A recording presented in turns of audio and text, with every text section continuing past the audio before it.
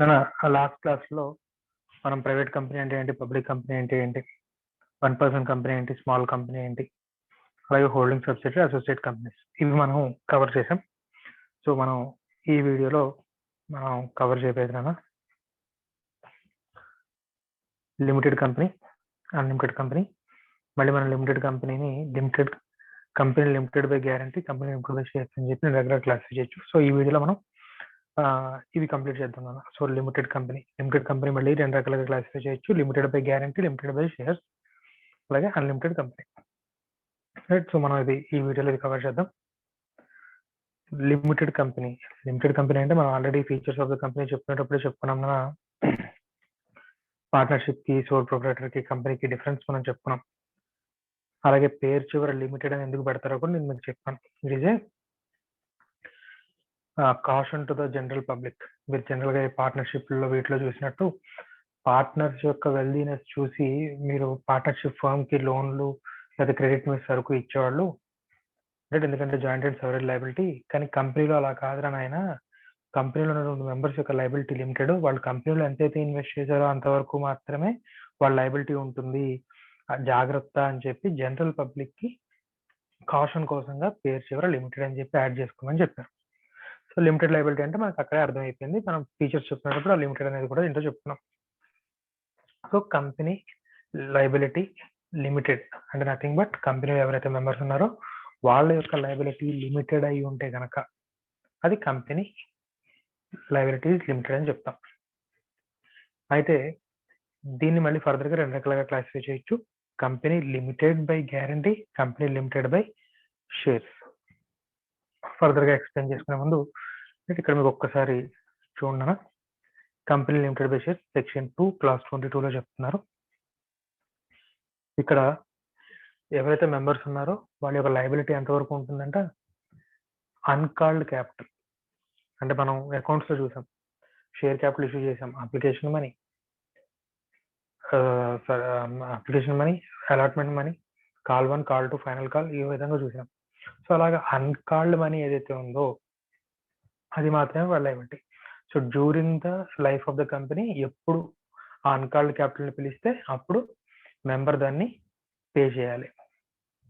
Otherwise ఏం చేస్తాం, కాల్సిన ఏరియాస్గా చూపించి ఫోర్ఫిట్ చేస్తాం. అదంతా కూడా మన అకౌంట్స్లో చూసాం. రైట్. సో అదేంటి అంటే మనకి during the company, during the life of the company లేదా వైండింగ్ అప్ టైంలో, ఒకవేళ కంపెనీ వైండింగ్ అప్ అయ్యే టైం కూడా ఇంకా అన్కాల్డ్ క్యాపిటల్ ఉందనుకోండి. రైట్. కంపెనీ ఆస్తులన్నీ అమ్మేసాం, అప్పులు తీర్చేయంగా కూడా ఇంకా అప్పులు ఉంటే కనుక ఏం చేస్తాడు అఫీషియల్ లిక్విడేటర్, ఈ అన్కాల్డ్ క్యాపిటల్ ఇంకా బాబు మీరు మెంబర్స్, ఇంకా మీరు కంపెనీ ఇన్కార్పొరేటర్, కంపెనీ షేర్లు అప్లై చేశారు, మీకు గుర్తుందా, ఇంకా అన్కాల్డ్ క్యాపిటల్ ఉంది, అది పే చేయండి. 10 రూపాయల షేర్ అయితే 7 రూపాయలకు కాల్ చేసాము, మీరు పే చేశారు. ఇంకా 3 రూపాయలు అన్కాల్డ్ క్యాపిటల్ ఉంది, ఆ 3 రూపాయలు ఇప్పుడు పిలుస్తున్నాను, ఇప్పుడు కాల్ చేస్తున్నాను, పే చేసాను లిక్విడేటర్ అడుగుతాడు, అప్పుడు పే చేస్తారు. రైట్. సో ఇంకా అంతవరకు మాత్రమే, అన్కాల్డ్ క్యాపిటల్ వరకు ఎంతైతే వరకు ఉందో అంతవరకు మాత్రమే వాళ్ళ లయబిలిటీ. ఇంకా పైన లేదు, కంపెనీ వైండింగ్ అప్ అయ్యే టైంకి అసలు అన్కాల్డ్ క్యాపిటల్ ఏం లేదనుకోండి, మొత్తం లైఫ్ కంపెనీ బాగా బతుకున్న రోజుల్లోనే మెంబర్స్ అందరి దగ్గర నుంచి కాల్స్ చేశారు, ఫుల్లీ పేడప్ అయిపోయింది అనుకోండి. కంపెనీ వైండింగ్ అప్ అవుతున్న టైంలో ఆస్తులన్నీ అమ్మేసి అప్పులు తీర్చేశారు, ఇంకా అప్పులు ఉన్నాయి. పార్ట్నర్షిప్ లో అయితే ఏమై ఉండదు, ఆ అప్పుల్ని పార్ట్నర్స్ పంచుకోవాల్సి వచ్చేది. కానీ ఇక్కడ ఆ అప్పులకి ఈ ఓనర్స్ ఆఫ్ ద కంపెనీ అంటే మెంబర్స్ ఆఫ్ ద కంపెనీకి సంబంధం లేదనమాట. రైట్. సో వాళ్ళు ఎంత ఇన్వెస్ట్ చేస్తున్నారో లేదా ఇంకా ఎంతైతే ఇన్వెస్ట్ చేస్తామని చెప్పి అప్లికేషన్ లో చెప్పి అన్కాల్డ్ క్యాపిటల్ అవుతుందో అంతవరకు మాత్రమే వాళ్ళ లయబిలిటీ ఎగ్జిస్ట్ అవుతుంది. రైట్. అది చెప్తాను నేను ఇక్కడ.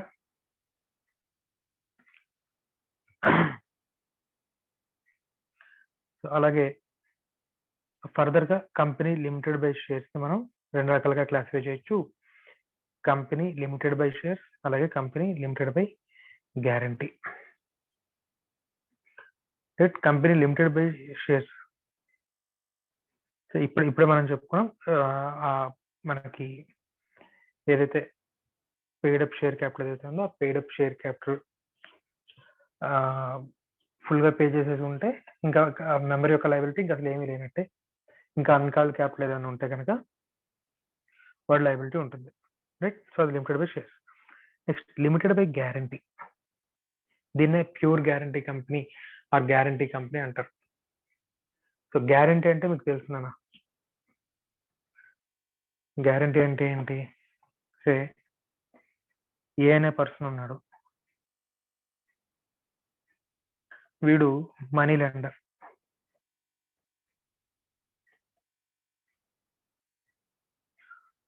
బి అనే పర్సన్ ఏ దగ్గరకు వస్తున్నాడు డబ్బులు కావాలని చెప్పి. ఏకి బి ఎవరో తెలియదు, so is a stranger. A loan ఇస్తానన్నాడు కానీ తాకట్టు పెట్టమంటున్నాడు ఏదో ఒకటి.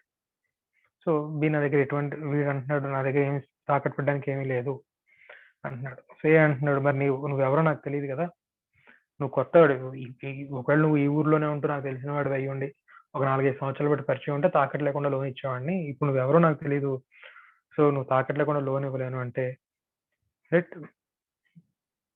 బి బాగా బతిమలాడుతున్నాడు, డబ్బులు కావాల్సిందే చాలా అర్జెంట్ అని. సో అప్పుడు ఏ అంటున్నాడు, సరే నాకు తెలిసిన వాళ్ళ చేత ఎవరి చేత చెప్పించు, నాకు తెలిసిన వాళ్ళ చేత ఎవరి చేత చెప్పించు అని చెప్పన్నాడు. సో బీసీ దగ్గరికి వెళ్ళాడు, ఇలా ఏ లోన్ ఇస్తానంటున్నాడు కానీ నువ్వు వచ్చి చెప్పమంటున్నాడు అని. సరే సి వచ్చి ఏకి చెప్పాడు, సరే లోన్ ఎవరన్నా అని. ఇక్కడ సి అనేవాడు ఏంటన్నా, సో సి చేత చెప్పించాడు అంటే దాని అర్థం ఏంటి, ఒకవేళ బి కట్టకపోతే, బి ఫెయిల్ అయితే ఎవరు పే చేస్తాడు, C will pay on default of B. వీడినే ఉంటాం గ్యారంటర్ అంటాం ఆర్ షూరిటీ. సో బి తరపున సి అనేవాడు గ్యారంటీగా ఉంటున్నాడు, ఒకవేళ బి కనుక ఫెయిల్ అయితే ఏ అనేవాడికి సి పే చేస్తాడు. సో ఇది మనకి గ్యారంటీ అంటే.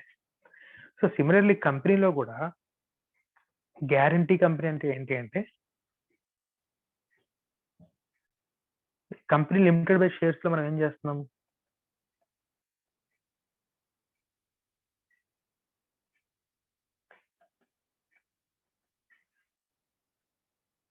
ఒకవేళ బోర్ కొడుతుంటే 2x లో పెట్టుకొని చూసుకోండి, రైట్. నేను కొంచెం స్లోగా చెప్తున్నాను.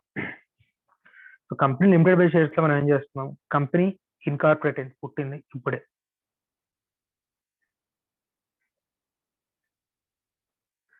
కంపెనీ ఇన్కార్పొరేట్ అయింది. ఇన్కార్పొరేట్ అంటే ఏంటి, ప్రొసీజర్ ఏంటి అని మనం నెక్స్ట్ వీడియోలో చూద్దాం కదా. So incorporate nothing but registration. మరి కంపెనీ పుట్టింది, కంపెనీ పుట్టిన తర్వాత ఇప్పుడు కంపెనీ రన్ అవ్వాలి అంటే దానికి మనీ కావాలి కదా, కంపెనీ రన్ అవ్వాలంటే మనీ కావాలి. సో ఆ మనీ కోసం ఏం చేస్తాం, సబ్స్క్రైబర్స్ టు మెమరాండం అంటాం, సబ్స్క్రైబర్స్ టు మెమరాండం, లేదా షేర్స్ ఇష్యూ చేస్తాం. షేర్స్ ఇష్యూ చేస్తే మనకి ఏమొస్తుంది, మనీ వస్తుంది, రైట్. సో షేర్స్ ఇష్యూ చేసావు, షేర్ క్యాపిటల్ ఇట్ వస్తుంది, బ్యాంక్ అకౌంట్లో అమౌంట్ వస్తుంది. సో కంపెనీ రన్ అవ్వడానికి మరి మనీ కావాలి కాబట్టి మనం ఏం చేస్తాం, షేర్స్ ఇష్యూ చేసి మనీ రేస్ చేస్తున్నాం కంపెనీని రన్ చేయడానికి. కానీ కొన్ని కంపెనీస్ కంట ఇన్కార్పొరేట్ అయిన తర్వాత మనీ అవసరం లేదట, వాడికి జస్ట్ బాడీ కార్పొరేట్ స్టేటస్ మాత్రం ఎంజాయ్ చేద్దాం అనుకుంటున్నారు. సో కంపెనీగా రిజిస్టర్ అవడం వల్ల మనకి ఫీచర్స్ ఏంటో చెప్తున్నాం. ఫీచర్స్ ఏంటన్నా, body corporate status, separate legal entity, right. Company యొక్క ఆస్తి కంపెనీ పేరు మీద, కంపెనీదే తప్ప మెంబర్స్ది కాదు అని సెపరేట్ అసెట్స్ ఇవన్నీ చెప్పుకున్నాం కదా. సో ఈ బాడీ కార్పొరేట్ స్టేటస్ ఎంజాయ్ చేయడానికి మాత్రం కంపెనీగా రిజిస్టర్ అవుతాయంట. కంపెనీ రిజిస్టర్ అయిన తర్వాత వాటికి మనీ అవసరం లేదంట. సో ఆ మనీ అవసరం లేదు కాబట్టి వాళ్ళు షేర్స్ ఇష్యూ చేయాల్సిన అవసరం లేదు, రైట్. మనీ అవసరం లేదు కాబట్టి వాళ్ళు షేర్స్ ఇష్యూ చేయాల్సిన అవసరం లేదు. సో అలాంటి కంపెనీస్ ఏం చేస్తున్నాయంటే, మేము లిమిటెడ్ బై గ్యారంటీగా రిజిస్టర్ అవుతాము,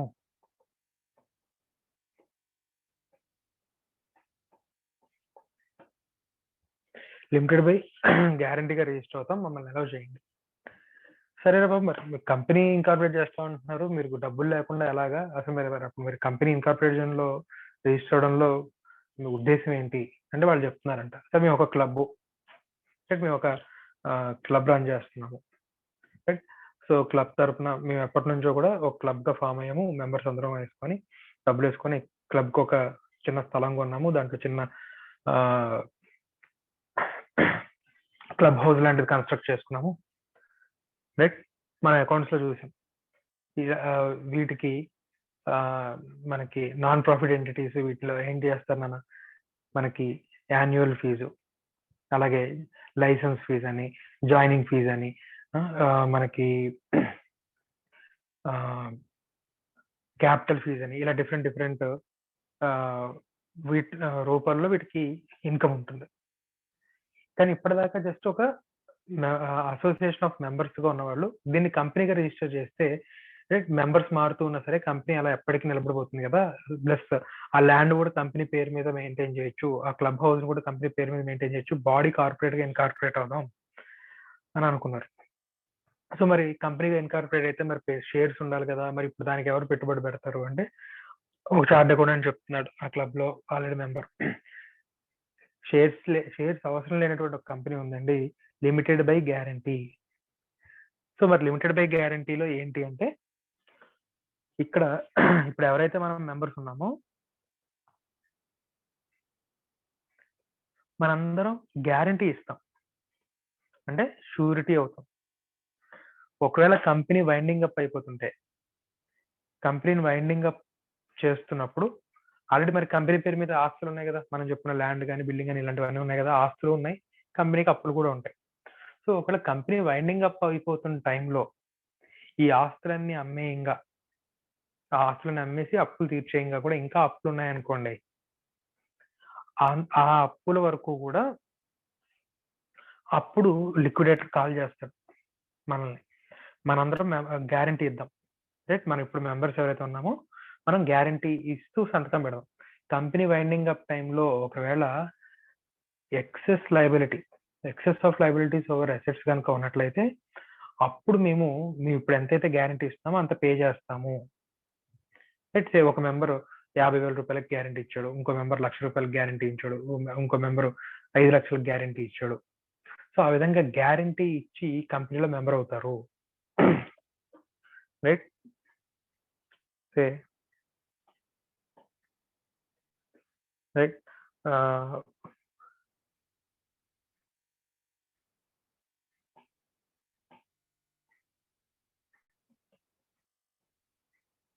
సో ఒక 7 మెంబర్స్ ఉన్నారు అనుకుంటున్నాం.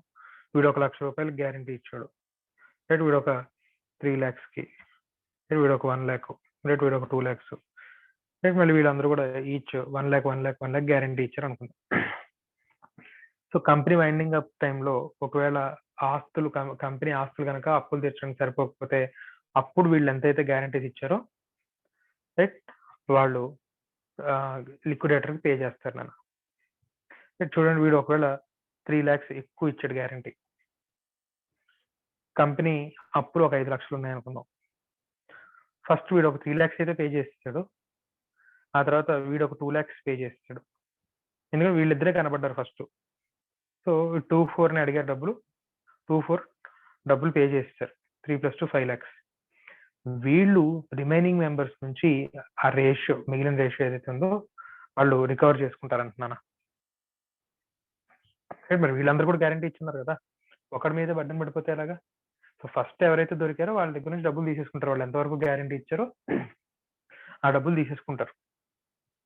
సో 3 + 2 ఈ రెండో వాడు 4 వాడు డబ్బులు కట్టేశారు. ఇప్పుడు ఈ రెండో వాళ్ళు 4 వాళ్ళు ఏం చేస్తారు, మిగిలిన వాళ్ళ దగ్గర నుంచి వాళ్ళ షేర్ ఎంతవరకు పడుతుందో ఇక్కడ ఈ రేషియో, వీళ్ళ గ్యారంటీ రేషియో ప్రకారం మిగతా వాళ్ళకి ఎంత పడుతుందో అదంతా కూడా రికవర్ చేసుకుంటారు నన్ను. కంపెనీ వైండింగ్ అప్ టైంలో మాత్రమే వీళ్ళకి లైబిలిటీ అరైజ్ అవుతుంది. Company during the running of the company, during the life of the company వీళ్ళకి ఎటువంటి లైబిలిటీ అరైజ్ కాదు. Only at the time of winding up మాత్రమే ఈ మెంబర్స్ ఎవరైతే ఉన్నారో వీళ్ళ యొక్క లైబిలిటీ అరైజ్ అవుతుంది. ఒకసారి ఇక్కడ టెక్స్ట్ ఏం చెప్పారో చూద్దాం.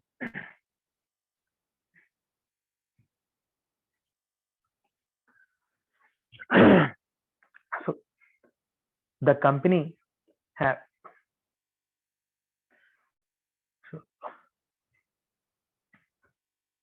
company limited by guarantee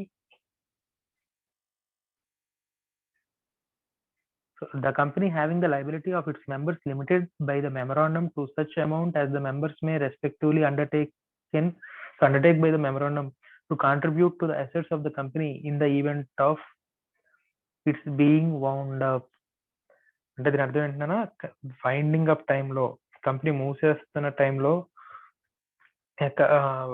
మాత్రమే ఈ వీళ్ళ యొక్క మెంబర్స్ యొక్క లయబిలిటీ అరైజ్ అవుతుంది, రైట్?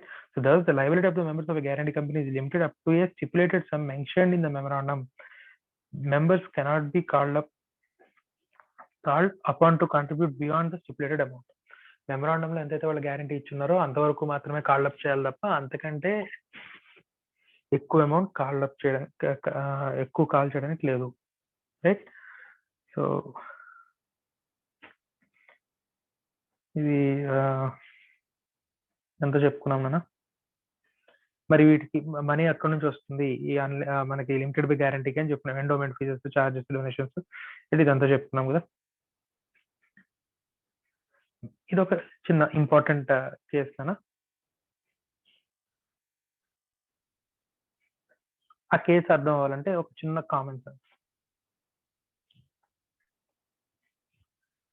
సో ఇక్కడ మన ఇందాక ఎగ్జాంపుల్ లో చూద్దాం. బి అనేవాడికి సి అనేవాడు గ్యారెంటర్ గా ఉన్నాడు కదా. సో ఇప్పుడు ఏ బికి లోన్ ఇచ్చేసాడు.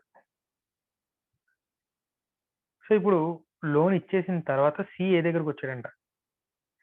సరే ఇప్పుడు నేను నువ్వు బికి లోన్ ఇచ్చావు కదా, నేను దానికి షూరిటీగా ఉన్నాను కదా, నేను ఆ షూరిటీగా ఇప్పుడు ఉండను, నాకు ఇష్టం లేదు అని చెప్పి సి అంటున్నాడు నాన్న ఏ దగ్గరకు వచ్చి. ఏ ఒప్పుకుంటాడా?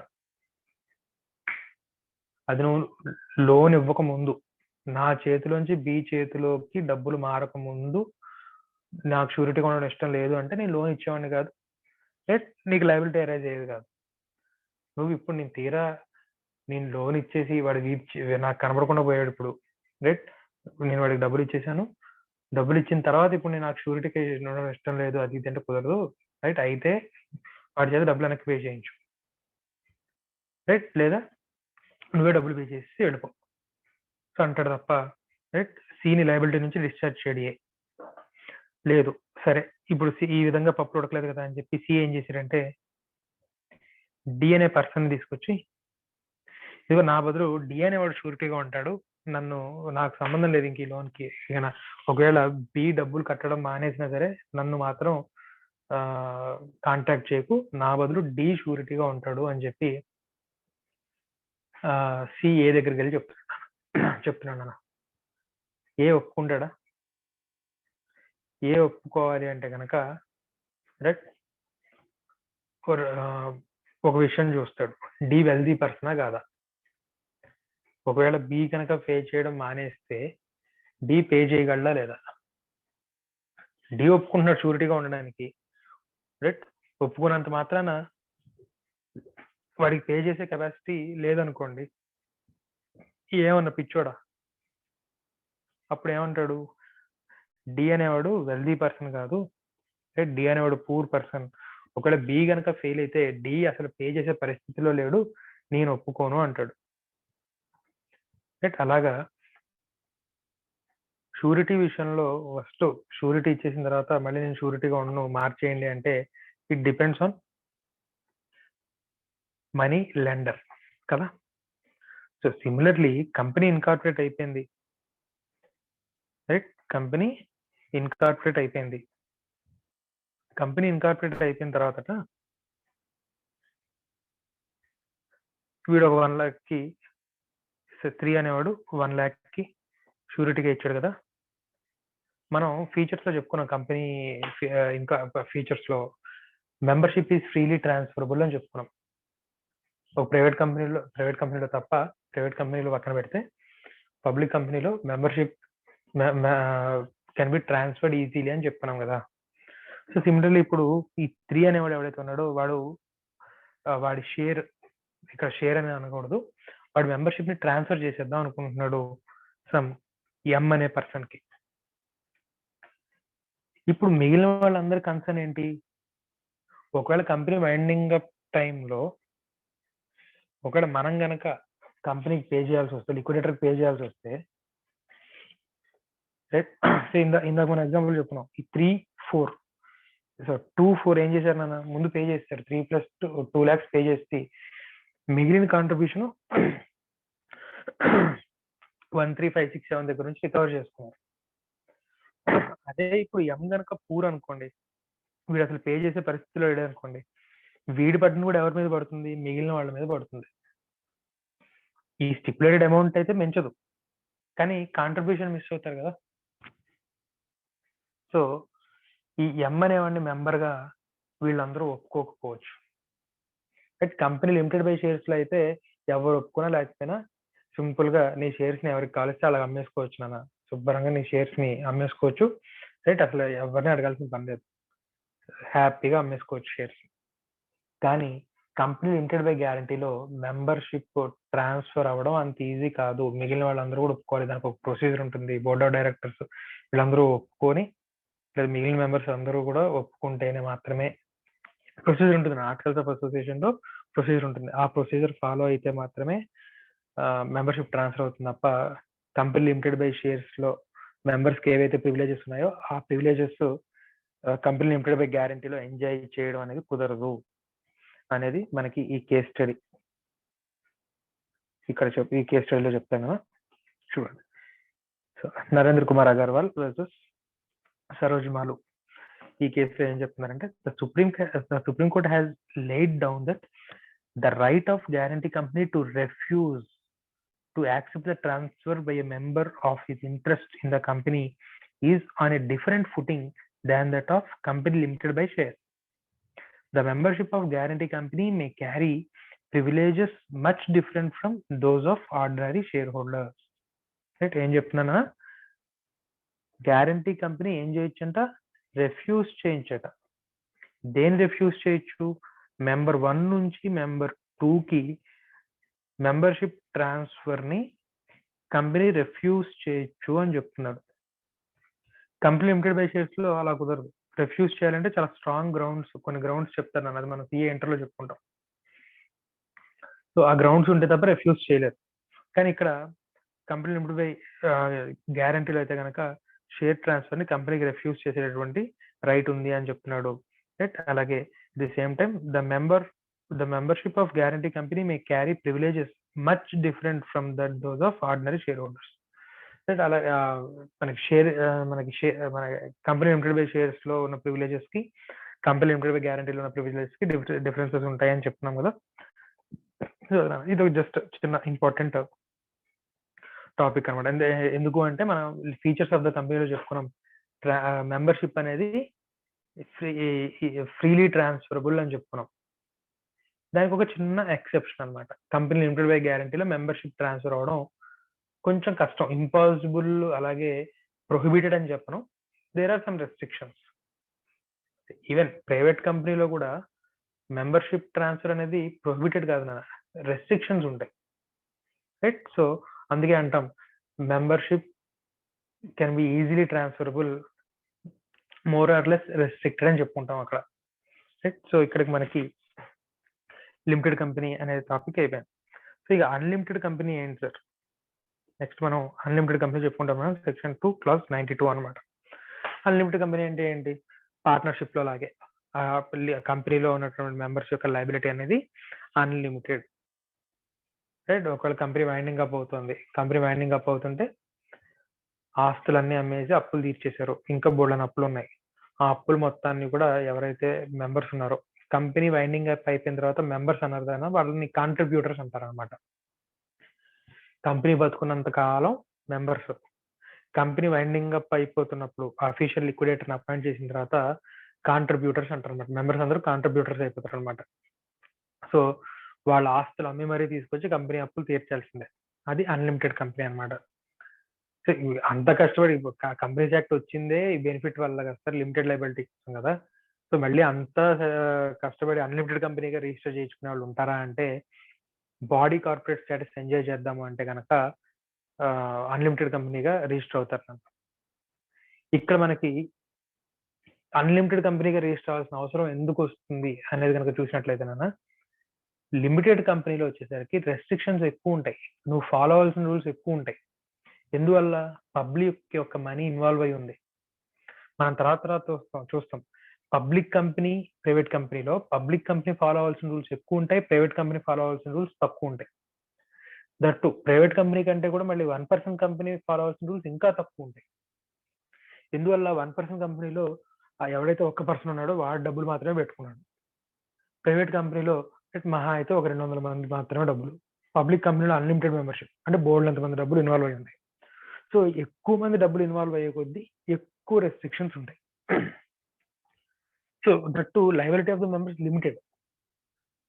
మనం సోల్మన్ వర్సెస్ సోల్మన్ కేసులో చెప్పుకున్నాం, సెపరేట్ లీగల్ ఎంటిటీ గురించి చెప్పినప్పుడు. కంపెనీ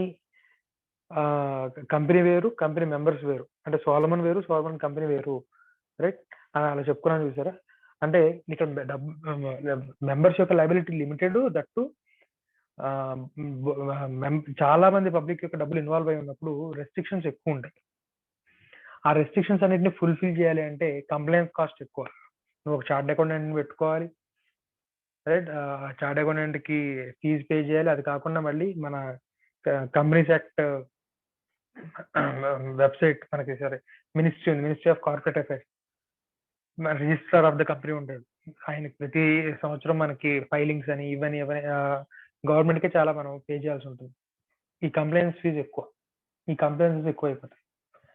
సో నేను ఎప్పుడైతే అన్లిమిటెడ్ కంపెనీ అన్నానో, బాబు మమ్మల్ని వదిలేయండి, మేము ఒకవేళ కంపెనీ వైండింగ్ అప్ టైంలో ఒకవేళ ఆస్తులు సరిపోకపోతే మా ఆస్తులు అమ్మి మరీ అయినా సరే మొత్తం లయబిలిటీస్ అన్ని తీర్చేస్తాం అన్నప్పుడు రైట్ రెస్ట్రిక్షన్స్ ఏమైపోతాయి అన్న తగ్గిపోతాయి అన్నమాట. So body corporate status enjoy చేయడం కోసం, అలాగే లెస్ రెస్ట్రిక్షన్స్ కోసం అన్లిమిటెడ్ కంపెనీగా రిజిస్టర్ అయ్యే వాళ్ళు కూడా ఉంటారు అనమాట. రైట్? సో ఇక్కడికి మనకి on the basis of liability అనేది మనం కంప్లీట్ చేసుకున్నాం.